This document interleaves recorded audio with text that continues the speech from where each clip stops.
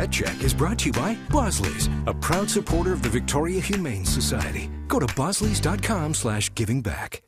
It's Pet Check time, and what's cuter than a basket full of kittens or puppies? Well, both. We have kittens and a puppy, a very cute little puppy on Pet Check today. These guys are up for adoption from the Itty Bitty Kitty Committee, and Megan's here from Itty Bitty to tell us a little bit about these guys, and they're actually doing pretty well. I was worried they were going to be flying out of the basket, and I'm impressed with the calmness happening right here, yes.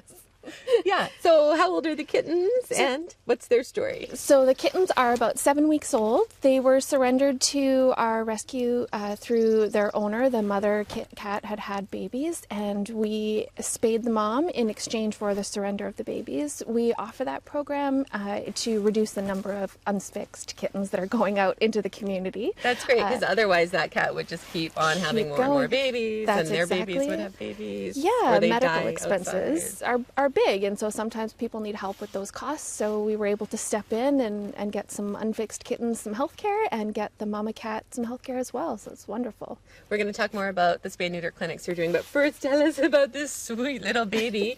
This is Roxy, and our cameraman Ollie actually named Roxy. Yes, absolutely. Roxanne, if you want the full name. Roxanne, when you're fancy. She is 8 weeks old, and she's actually also one of our OOPS program litters. So we've spayed her mom, and we are going to be getting her fixed and adopted out to the community. She is very sweet and surprisingly calm for an 8-week-old puppy. Yes. She's super snuggly.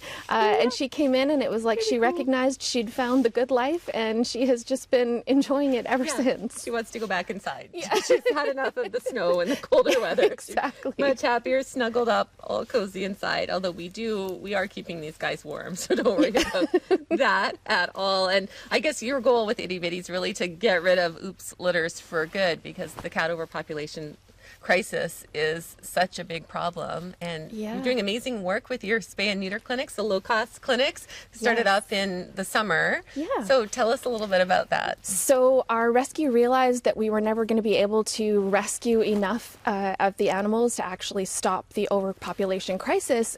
So we did a whole bunch of fundraising, and we were able to start a low-cost spay and neuter veterinary clinic called the Spay and Neuter Cruiser, and we've actually just surpassed over 1,000 surgeries since we've opened. Oh my goodness! That is That's a whole lot of animals that won't be putting babies out onto the street, and we offer it because the clinic is owned by the rescue. We're a nonprofit, so we're operating specifically because we want to give back to the community, and that's the focus of Itty Bitty Kitty Committee, is making sure that the community is supported and that all families and all animals have access to affordable veterinary care. Yeah, because prices have really skyrocketed, especially since COVID, and a lot of people, like, $1,000 is pretty much going right now for a spay or more. Exactly. And a lot of people just can't afford that, so they don't get their animals fixed. And then if you let them go outside, which you really shouldn't do, especially if they aren't fixed, you can see how it just explodes from there. Yes. And I know you've spent a lot of time, and so is Sharon Rubin, the founder of Itty Bitty, rescuing animals, tiny little kittens that are found outside that would otherwise die, or that are in really tough conditions. But this is really a way to get at the root of the problem and stop it before it starts. That's exactly it. We're still going full steam ahead with all of our rescue efforts. We take in more kittens than we know what to do with the majority of the time. Oftentimes, if they're coming from outside colonies, they're coming in quite sick and half starved, so it takes us a little while to get them healthy and ready to adopt out, but we do that so that we can adopt them out and then move on to the next litters.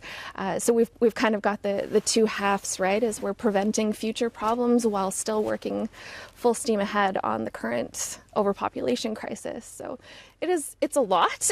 We don't sleep often. And like the hours, the amount of volunteer hours put into it is just incredible. Yeah, to say it's a full-time job would be an understatement for sure.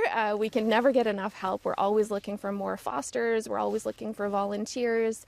We're always looking for people to come in and help us with fundraisers, and anyone who can even just spend some time helping us socialize the kittens and cleaning up after them. Clearly these guys have been socialized. I don't know if you can hear them purring, but these little orange guys, so The orange guys The orange guys are Wax and Wayne. And then we have Alcatraz.